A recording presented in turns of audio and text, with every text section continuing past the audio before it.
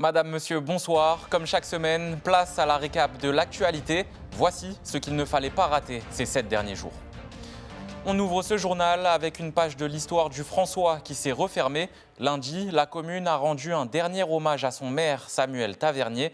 La cérémonie s'est tenue à l'église Saint-Michel avant l'inhumation au cimetière communal. Un temps de recueillement marqué par une forte émotion avec une foule venue saluer sa mémoire. Jean-Marc Carteron était sur place. Une commune en deuil. Le François s'est rassemblé pour dire adieu à son maire, Samuel Tavernier.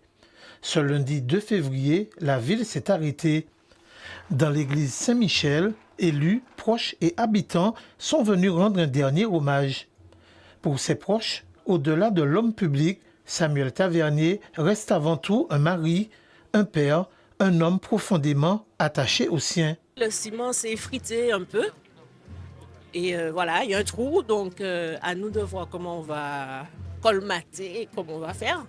Mais c'est un ciment parce qu'il avait du temps pour sa famille, quoique occupé de partout. Il avait toujours du temps pour sa famille, toujours un mot, même si c'était à 23h, même si c'était à minuit. Il ne nous laissait pas sans réponse, sans nouvelles. Et vraiment, on était en contact tous les jours et avec tout le monde. Et nous sommes nombreux. À la tête de la municipalité de Sinnamary, l'élu salue l'engagement et la rigueur d'un maire attaché à sa commune. Lors du match, le Sinnamary et Club franciscain ont suivi les difficultés dans les vestiaires. Mais tout de suite, avec Samuel, il y a une synergie, il y a une osmose. On a vraiment voulu régler le conflit pour éviter que la ville de Sinnamary et le François se déchirent. Et même au-delà, que le peuple martiniquais et le peuple ghanéen se déchirent. Et tout de suite, vraiment, il y a eu, ça a pris la main avec Samuel. C'était une alchimie, nous étions en synergie, nous étions en osmose. Et puis, depuis 2021, nous avons fait un chemin ensemble. Dans la sphère politique, Samuel Tavernier était reconnu pour son sérieux et son sens du dialogue. Il était un homme expérimenté qui avait beaucoup de compétences et que ça se voyait. Et il était visible. Il était un rassembleur. C'est l'homme qui attirait par ses connaissances, qui attirait par sa passion pour le pays, sa passion pour sa commune. C'était ça l'objectif, donc se mettre à la disposition de l'ensemble de la population franciscaine. Et pour cela, il y passait son temps, tout son temps. Il donnait tout ce qu'il pouvait donner. Il était là tous les jours, il se déplaçait dans les quartiers, il allait voir les gens, il se préoccupait des problèmes des uns et des autres. Donc c'était le maire de la commune. Samuel Tavernier repose désormais au cimetière communal du François. Un maire, un élu, un homme dont l'engagement continuera de marquer la mémoire de la commune. Lundi toujours et autre temps fort de l'actualité. Au tribunal de Pointe-à-Pitre, l'avenir des Rentilles s'est joué en début de semaine. La compagnie a finalement été placée en redressement judiciaire pour une durée de 6 mois. Pour les salariés, cette décision apporte un premier souffle de soulagement, même si les inquiétudes restent fortes pour la suite. Écoutez la réaction de Mélissa Germain, représentante du personnel, recueillie par Loïc Régis. Alors, on ne se sent pas du tout soulagé. Au contraire, beaucoup de questions, beaucoup d'attentes. Et on a l'impression de toujours pas savoir, en tant que salarié, à quelle sauce on sera mangé, quoi. Vous avez l'impression que justement les choses traînent et que même la justice n'arrive pas à trancher sur le sort de cette compagnie? Alors, je pense que la justice nous a fait, à nous, en tant que salariés, euh, euh, si je peux dire, un peu d'empathie. Et ils ont compris la perte de nos emplois. Donc, c'est pour ça aussi qu'on a droit au redressement. Mais je ne vais pas vous mentir que nous, en tant que salariés, on n'a aucune visibilité sur notre avenir. On ne sait pas du tout si on est dans les temps pour le CTA, le LTA, donc pour les récupérer. On ne sait pas quel est le plan de notre direction, quel est le plan de la collectivité. On n'a pas de visibilité pour savoir si on va revoler et dans combien de temps on pourrait revoler. Donc, on n'a pas l'impression que la justice, elle a mal fait parce qu'on est conscient, et ils nous l'ont dit lors du procès, que les salariés, ils sont conscients que c'est encore une perte de travail pour des salariés et surtout qu'ils sont conscients qu'il n'y aura plus qu'une seule compagnie sur le régional. Et aujourd'hui, si vous voulez partir en urgence, il n'y a pas de place sur la compagnie concurrente, ben vous ne pouvez pas. Donc, ils ont pris conscience de tout ça. Par contre, au niveau de ma direction, je suis aujourd'hui à me poser 10 000 questions. La justice a aussi marqué un temps fort cette semaine. À Fort-de-France, le tribunal judiciaire a tenu sa rentrée solennelle lundi. Le procureur de la République en a profité pour présenter les grandes tendances de l'année écoulée. Activité des juridictions, évolution de la délinquance, réponse apportée par la justice. Un point complet pour mesurer les enjeux à venir sur le territoire. Les détails devant la caméra de Dorian Cayula. Qui ont été transmises au parquet sont en augmentation très importante puisque nous avions reçu l'an passé 24 000 plaintes traitées par les services de police et de gendarmerie. Le parquet reçoit les affaires une fois qu'elles ont été traitées par les services d'enquête. L'année dernière, nous en avions reçu environ 24 000 et cette année, nous en avons reçu 26 500. C'est-à-dire une augmentation d'environ 20% de dossiers supplémentaires qui ont été transmis au parquet. Ce qui me surprend, c'est qu'on ne parle très peu que de toutes ces personnes qui meurent sur les routes de la Martinique dans le cadre d'accidents routiers. Et je crois qu'il faut aussi qu'on ait cette prise de conscience qui soit parallèle à la prise de conscience de la violence non routière, des homicides, des tentatives de meurtre, qui sont bien évidemment un phénomène plus qu'inquiétant pour lequel il faut une réponse, mais il ne faut pas pour cela oublier de traiter d'autres contentieux, comme celui des contentieux routiers, où, je le rappelle, on a pratiquement autant de morts sur les routes aujourd'hui que d'homicides. Le procès Marion Jenin a connu son dénouement mardi à Fort-de-France. Fabien Chérubin a été condamné à 25 ans de réclusion criminelle et interdit définitivement du territoire français. Il a été reconnu coupable de tous les faits, de la séquestration jusqu'à la mort de la jeune femme. Un procès marqué par le silence de l'accusé et l'émotion des proches. Voici le dernier reportage de cette affaire, suivi par notre rédaction pendant 5 jours. Dernier jour du procès Chérubin, ici au palais de justice de Fort-de-France. Ce matin, l'audience a basculé dans l'émotion et la parole de la famille de Marion Jenin a été portée par leur avocate, maître De Oliveira. Une plaidoirie très forte avec des mots sur l'absence des accusés, sur l'attente interminable et bien sûr sur une douleur intacte 17 ans après la disparition de Marion. Dans la salle, les proches en larmes écoutaient avec attention. La procureure est ensuite venue dérouler son argumentaire et elle a requis une peine lourde contre Fabien Chérubin, 25 à 30 ans de réclusion criminelle. 17 ans après la disparition de Marion Jenin, le récit précis de ces dernières heures n'existe toujours pas. Les expertises médico-légales ont permis de décrire l'état du corps, les traces de violence, le lieu où il a été retrouvé, mais sur le déroulé exact des faits, sur la chronologie, sur les rôles de chacun, le dossier reste marqué par des silences. À la barre, aucun des accusés n'a livré de version claire et complète, un flou qui pèse encore aujourd'hui sur la famille de la jeune femme. Ce matin, la plaidoirie de la partie civile a tenté de mettre des mots sur ce vide avec des phrases fortes. Une disparition, ce n'est pas exactement une mort. Leur douleur est intacte. Le récit de sa mort, ils le gardent pour eux. Des mots qui ont traversé la salle d'audience. Aucun des 4 hommes ne fait le récit des conditions de sa mort. Ils gardent cela pour eux comme un secret. Ils le garderont probablement toujours et on ne connaît la vérité de l'histoire qu'à partir de la médecine légale et des constatations de gendarmerie. Au fil de l'audience, une certitude s'impose pour la partie civile. Malgré les années d'enquête, malgré les confrontations, les audiences successives, la vérité complète ne sera sans doute jamais dite. L'avocate de la famille de Marion Jenin dit ne plus rien attendre de la parole de l'accusé. Pour elle, le silence est devenu une stratégie et le récit de cette nuit de septembre 2008 restera verrouillé. Je pense que l'accusé garde pour lui la vérité de l'histoire et qu'il ne tiendra aucune parole sincère à ce procès. Je n'en attends plus rien. Dans la foulée de la plaidoirie de la partie civile, la procureure a déroulé son réquisitoire. Elle a rappelé la succession d'agressions violentes commises à la fin de l'été 2008, des faits qui, selon l'accusation, s'inscrivent dans l'action d'une bande organisée. Elle décrit un périple criminel, des modes opératoires récurrents et un rôle actif de Fabien Chérubin lors de plusieurs attaques.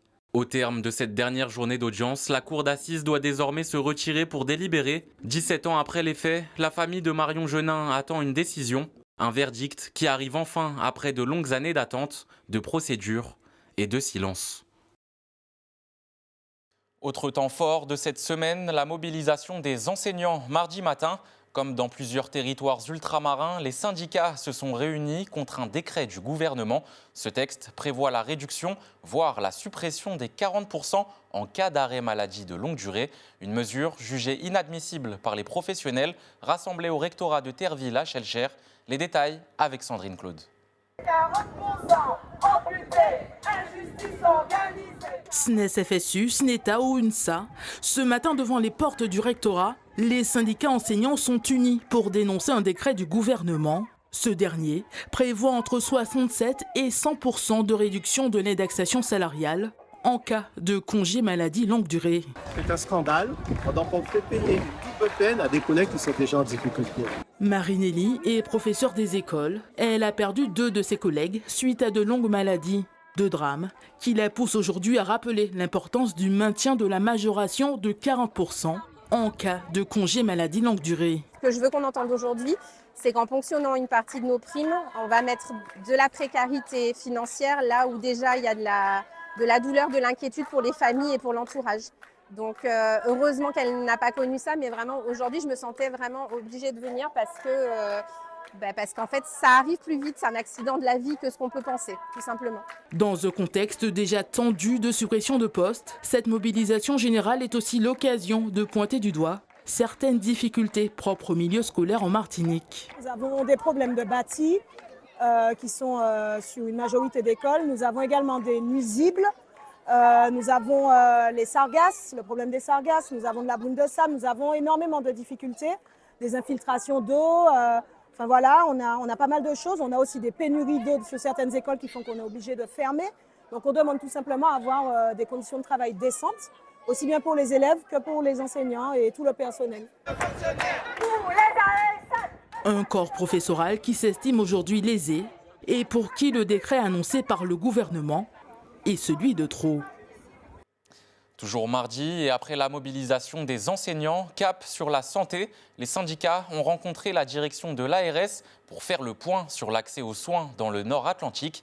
En attendant la reconstruction de l'hôpital de Trinité, l'Agence régionale de santé a annoncé des mesures pour rouvrir certains services. Pour autant, l'UGTM Santé dresse un bilan mitigé de cette rencontre. Le secrétaire général a réagi en visioconférence auprès de Sandrine Claude. Il n'y a pas une volonté affichée de pouvoir rendre à la population les services attendus par la réouverture de ces services qui sont quand même essentiels. Il s'agit de médecine, il s'agit de soins palliatifs, il s'agit de cardiologie, il s'agit aussi de réouvrir le bloc opératoire et les services qui sont annexés à ce bloc, à savoir toutes les interventions chirurgicales qui peuvent y avoir avec l'ophtalmologie. L'ARS s'est engagée à financer des éléments supplémentaires qui étaient déjà prévus, mais dont on ne sait pas où sont passées les finances, que ce soit pour la maternité, la rénovation de la maternité qui existait déjà en termes d'hospitalisation, mais aussi pour les consultations externes dont la deuxième tranche était prévue. La reconstruction est actuellement en cours de marché pour désigner un opérateur qui va nous faire les projets sur le terrain qui est dévolu pour la reconstruction. La reconstruction qui à l'origine devait se terminer cette année, entre parenthèses, est toujours en gestation. Et nous disons que ce qui est important, c'est de donner à la population du Nord, en tout cas aux 80 000 personnes qui sont concernées dans le Nord, les services attendus par un centre hospitalier public avec des finances publiques qui sont, pour notre part, mal utilisées, en tout cas sous-utilisées. Autre dossier suivi par notre rédaction. La semaine dernière, une étudiante a vu un véhicule s'encastrer dans sa maison à Font-la-Haye. Depuis, elle tente de se reloger, mais se heurte à des propriétaires absents et à des assurances qui se renvoient la balle. Même son recours auprès du CCAS n'a rien donné. Elle partage sa détresse face à la caméra de Sandrine Claude. C'est une jeune femme en détresse que nous rencontrons ce matin. Son quotidien a basculé le 24 janvier dernier. Il est 4h30 quand un automobiliste perd le contrôle de son véhicule. Il percute de plein fouet son logement. La suite, c'est elle qui la raconte. Sur le moment, j'ai pas du tout compris. Je me suis réveillée totalement au sursaut. Je ne comprenais pas ce qui s'est passé. Avec la pression du véhicule, donc le pneu a totalement explosé et a cassé ma porte d'entrée. Donc je n'ai plus de porte. Ma véranda également a subi des dommages. J'ai un trou au niveau de ma véranda. Et depuis, je suis dans l'attente de logement, donc je me retrouve SDF. Les dégâts visibles dans un rayon de plusieurs mètres témoignent de la violence du choc. Depuis, celle que nous appellerons Alicia se retrouve à la rue en raison des dommages causés à sa location. Elle a passé la première nuit dans son véhicule avant d'être hébergée par des amis. Côté démarches, c'est en revanche plus compliqué. Assurance et propriétaire se renvoient la balle. Au niveau du propriétaire, en tout cas, les démarches n'ont pas été réalisées à temps. Jusqu'à maintenant, on n'a pas plus d'avancées que ça. Ce dernier a refusé de me reloger et m'a même dit que si je n'étais pas contente, que je n'avais qu'à déposer un préavis.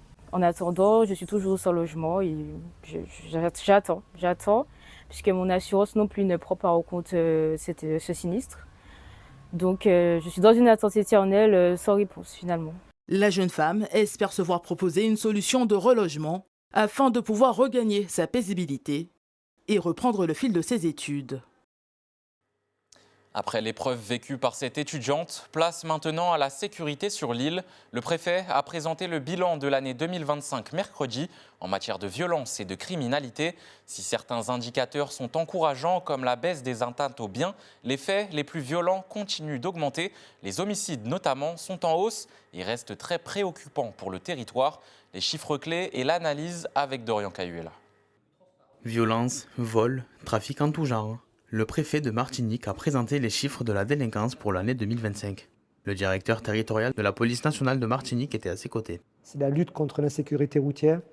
On a eu 40 morts sur la route l'année dernière. C'est un chiffre énorme. C'est autant que le nombre de morts par arme à feu. Donc on a mené beaucoup d'opérations de sécurité routière et on va continuer en 2026. Évidemment, les violences intrafamiliales, c'est vraiment un énorme sujet. On souhaite aller encore plus avant et être plus performant en la matière. On n'est pas les seuls parce qu'on a le rectorat, on a la collectivité territoriale qui travaille également sur la protection de la petite enfance. Donc on est tous mobilisés. Concernant les décès par arme à feu, la Martinique en a recensé 40 sur l'année contre 34 en 2024. Un chiffre qui place le territoire au 3e rang des départements les plus touchés rapportés à la population. Par exemple sur les cambriolages, les vols de véhicules, les tentatives d'homicide. Mais effectivement, la situation reste compliquée sur le front des vols à main armée et des homicides. Pour autant, les autorités avaient annoncé des renforts d'enquêteurs en 2025 qui sont arrivés. On a eu plusieurs enquêteurs, une vingtaine, qui sont venus de métropole nous renforcer pendant toute l'année 2025, ce qui a permis d'augmenter de 50% le taux d'élucidation de nos enquêtes, ce qui fait que maintenant 2 faits sur 3 sont élucidés en Martinique lorsqu'ils sont commis en zone gendarmerie, ce qui est très important. S'agissant de la législation sur les stupéfiants, une hausse de 40,5% a été constatée, un niveau supérieur aux moyennes nationales. Comme l'a souligné Étienne Desplanques, l'une de ses priorités reste la lutte contre la prolifération des armes à feu. Nous avons vraiment eu beaucoup de saisies d'armes à feu. Ça a augmenté de près de 60% l'année dernière. On a atteint un chiffre de record de saisies d'armes à feu. On voit que par ailleurs, ces dernières semaines, on en a un petit peu moins, ce qui montre qu'il y a quand même une évolution. L'objectif, c'est vraiment de pourrir la vie des trafiquants et en particulier ceux qui organisent le trafic de mules, leur rendre la vie impossible en Martinique. En 2025, 294 armes ont été saisies contre 183 l'année dernière, soit une augmentation de 60,7% par rapport à 2024. Joël Domergue est officiellement le nouveau maire du François. Élu jeudi par le conseil municipal, il succède à Samuel Tavernier, disparu le 24 janvier dernier. Nous étions en direct de la mairie jeudi soir pour recueillir les premières impressions de l'ancien premier adjoint. Regardez. Et là, on sent qu'on avance, on a déjà procédé à cette première partie. Et puis là maintenant, on va travailler pour désigner notre candidat tête de liste pour ces élections de mars 2026. C'est ça exactement. Donc je suis élu pour cela, pour continuer d'assurer la continuité de cette mission. Et en même temps, pendant ce temps, il va y avoir la partie campagne électorale, la nomination de notre candidat et ensuite la campagne pour les élections de mars 2026. Les essais qui sont en cours, on a commencé vraiment à travailler sur notamment la mise aux normes parasismiques des écoles. Il faut qu'on avance. On est actuellement également en révision du plan local d'urbanisme. On le fait avec un bureau d'études. Il faut qu'on avance également, tous nos chantiers qui sont en cours avec les subventions à suivre, etc. Il faut qu'on continue à travailler sur tout cela. Le message, c'est déjà de leur dire merci pour tout l'encouragement qu'ils nous offrent suite à ce brutal choc qu'on a subi. Donc là, on se remet progressivement. On va être progressivement en ordre de marche pour continuer à travailler pour la population franciscaine. Au Carbet, le chantier de réaménagement d'une route communale fait toujours polémique. Lancé il y a 2 ans, puis interrompu, il a repris cette semaine. Une reprise qui ravive les tensions entre riverains, acteurs économiques et la municipalité. La distillerie Naisson notamment s'inquiète pour son appellation AOC. Dorian Cayuela était sur place. Dans le Nord Caraïbe, un chantier continue de diviser les Carbésiens. Entamé il y a 2 ans, les travaux ont repris cette semaine. Selon Claudine Naisson, ce chantier représenterait une menace pour l'appellation AOC et suscite des inquiétudes du côté de la distillerie. Il y a la pollution et il y a la sécurité. La pollution qui risque d'abord de nous faire perdre notre agrément bio. Je rappelle que Naisson a été le premier homme AOC et bio au monde. Une route dans un état très dégradé que la municipalité entreprend aujourd'hui de réhabiliter. Il y a une route élargie, bétonnée, à 2 voies, avec un passage de nombreuses voitures. Tout ça n'est pas compatible. Pour certains riverains, la réfection de cette route apparaît comme une nécessité. Son état actuel est jugé impraticable, notamment pour les personnes âgées et l'intervention des secours. Nous avons des urgences où il y a des ambulances qui doivent venir, ou bien on a des personnes âgées et il y a des ambulances qui doivent venir les chercher, des transporteurs. Quand on entend dire cette dame dire à la télé qu'elle est impactée, mais est-ce qu'elle est montée voir la population plus haut? Comment nous, on est impacté dans nos vies de tous les jours? On est obligé à chaque fois de changer nos véhicules. On a des casses sous nos véhicules. Donc là, non, ces travaux-là, au contraire, ça nous arrange. Si ces travaux sont perçus comme une amélioration par certains habitants, d'autres appellent au dialogue, à l'image de cette riveraine. On ne l'utilisait pas jusque-là parce qu'effectivement, elle était vraiment trop dégradée. Ensuite, pour les questions de propriété ou de dégradation ou d'empiètement, si effectivement les propriétaires ne sont pas contactés ou ne sont pas consultés avant que des travaux soient réalisés sur leur terrain, franchement, ça pose question. Contactée dans la journée, la municipalité n'a pas répondu à nos sollicitations d'interview, invoquant la période de réserve électorale. Pour un jour, nos collégiens ont endossé le rôle de parlementaires. Dans le cadre de l'opération nationale du Parlement des enfants, 3 collèges martiniquais ont été choisis pour représenter l'île. À l'établissement des 3 îlets, les élèves ont préparé une proposition de loi et l'ont soumise à Jean-Philippe Nilor jeudi matin. Retour sur cette expérience avec Sandrine Claude. Ce matin, au collège des 3 îlets, c'est face au député Jean-Philippe Nilor que les élèves présentent la proposition de loi qu'ils ont eux-mêmes conçue. Pour ce cru 2026 du Parlement des enfants, la thématique imposée est bien d'actualité, la protection des mineurs quant à l'utilisation des réseaux sociaux. Et peut exposer les mineurs à des dangers réels. En fait, on essaye de stopper la cyberpédophilie et l'addiction. C'est pour ça qu'on a tenu à faire une loi qui intégrerait l'IA sur toutes les plateformes un peu pour aider les jeunes à combattre ceci. C'est souvent beaucoup les adultes qui gèrent les choses et c'est bien de pouvoir faire parler les enfants pour améliorer ce qui va se passer. Et ici, pas de fiction. Si leur proposition de loi est retenue parmi toutes les académies de France, elle sera présentée à l'Assemblée nationale. Avec son expérience de parlementaire, Jean-Philippe Nilor passe donc en revue article par article la proposition de loi établie. Pourquoi, par exemple, sur l'article 1, vous considérez que les plateformes des réseaux sociaux doivent obligatoirement intégrer une intelligence artificielle protectrice? Grâce à lui, on a pu dire des choses si on était pour ou contre, ou dans ce sens-là que sinon, on aurait fait des choses mais moins améliorées. J'ai découvert plein de choses que je ne savais pas. Ça m'a beaucoup intéressée. La distinction d'une possible sélection fait déjà rêver plus d'un. Ça me ferait très chaud au cœur de me dire que ma voix a compté. La possibilité de donner notre avis, de voter sur un texte. Cette rencontre en face à face leur permet aussi de se familiariser avec les rouages de la politique, un milieu souvent abstrait pour ce jeune public. J'ai appris des choses sur l'Assemblée nationale. C'est donner un certain sens des responsabilités et je pense aussi que c'est leur permettre de comprendre le fonctionnement. Et comme on l'a dit au début, c'est vrai que ces questions de politique, de loi sont vraiment très abstraites. Et là, ça concrétise en fait les choses. Ça permet de comprendre le rôle du député, le rôle de l'Assemblée, enfin de toutes les institutions de manière générale. Et puis d'y participer, c'est se mettre un petit peu dans la peau. Je trouve qu'ils ont bien réfléchi, qu'ils ont bien travaillé, ils ont bien formulé et ils se sont bien adaptés parce que comme la loi est sortie, il y a des aspects qui sont déjà actés. Ils ont cherché à innover, ils ont joué le jeu du débat parlementaire. Moi, j'ai trouvé ça passionnant. Je dis c'est ce que j'aime faire parce que c'est un travail de formation, mais c'est un travail de transmission aussi, de valeurs, de manière de faire les choses. La proposition de loi sera soumise le 2 mars prochain au Parlement des enfants. De jeunes élèves qui espèrent bien parvenir au dernier carré, un moyen pour eux de poser les bases de leur propre avenir. Au centre pénitentiaire de Ducos, la tension était à son comble vendredi matin. Près de 90 agents ont cessé le travail pour dénoncer une extraction jugée dangereuse. Un détenu classé escorte niveau 4 a été transféré jeudi avec un effectif jugé insuffisant par le syndicat UFAP-UNSA Justice.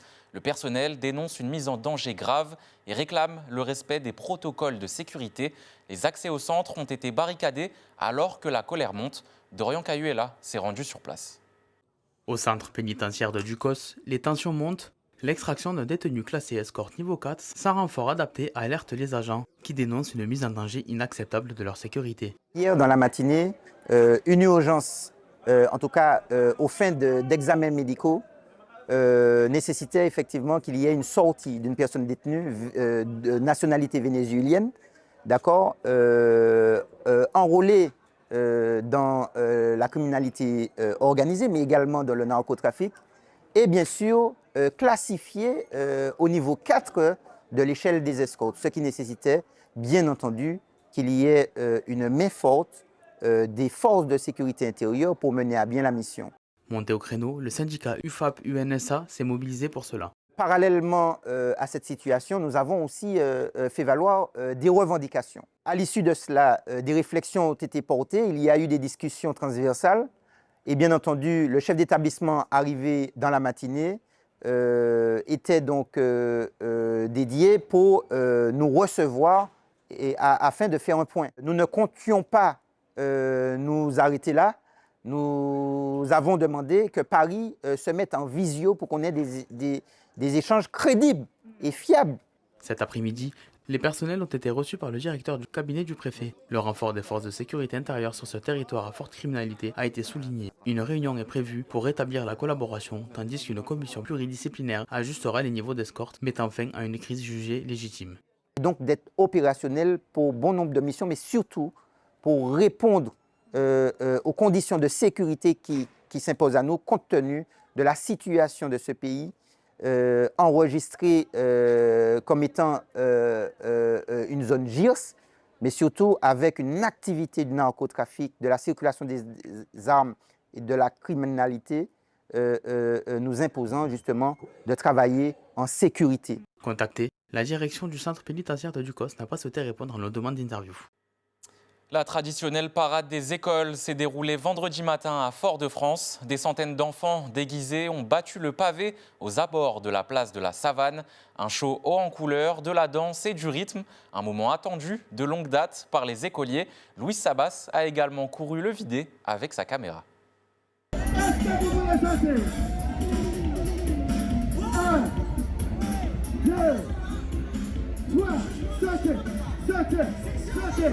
Ce que j'aime dans le carnaval, c'est la musique, l'ambiance et les danses. Qu'il y avait de la bonne musique, de jolis costumes.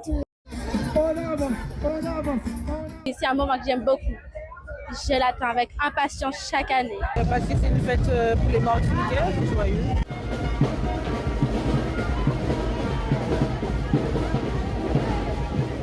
Les écoles, ils ont bien travaillé.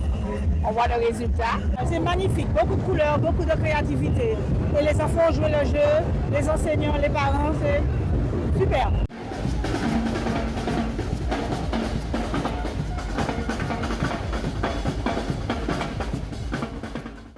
C'est la fin de cette édition. Merci à vous de nous avoir suivis. Pour revivre tous nos reportages et suivre l'actualité, rendez-vous sur nos réseaux sociaux et notre chaîne YouTube ATV97. Quant à moi, je vous retrouve dimanche prochain, même heure, pour un nouveau JT de la semaine. D'ici là, passez une excellente soirée sur ATV.